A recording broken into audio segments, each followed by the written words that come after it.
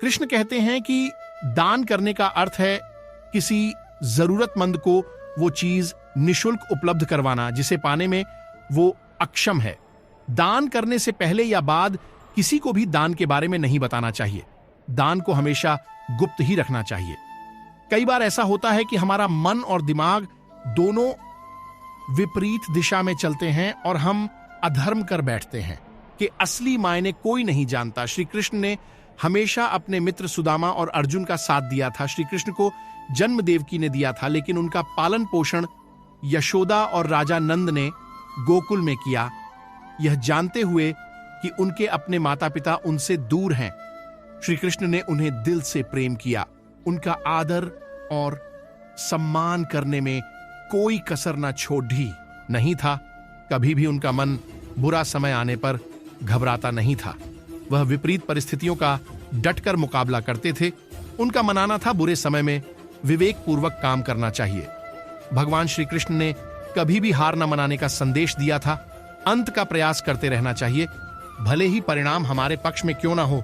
कृष्ण और सुदामा की दोस्ती को कौन नहीं जानता, और समय आने पर कंस के हर प्रहार का मुंह तोड़ दिया।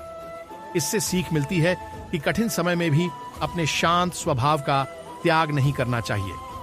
भगवान श्री कृष्ण हमेशा साधारण जीवन जीने में विश्वास करते थे। गोकुल के राजघराने में प्रवेश होने के बावजूद वह अन्य सामान्य बालकों के साथ रहते, खेलते और घूमते रहते थे। उन्हें कभी भी अपने राजघराने का घमंड नहीं। आइए जानते हैं भगवान कृष्ण के जीवन से जुड़ी कुछ अहम बातें। वैसे तो भगवान श्री कृष्ण बचपन में बहुत नटखट स्वभाव के थे। विपरीत परिस्थितियां आने पर उनका स्वभाव हमेशा शांत रहता था।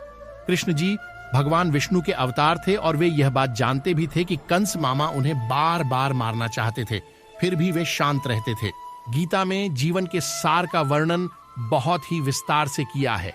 गीता को भगवान श्री कृष्ण का ही एक स्वरूप माना गया है।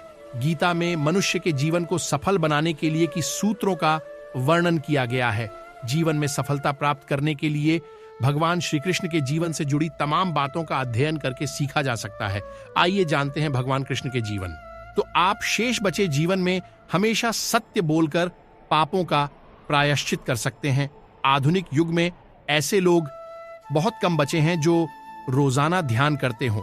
पूजा पाठ भगवान को प्रसन्न करने के लिए नहीं, बल्कि स्वयं से मिलन करवाने के लिए की जाती है।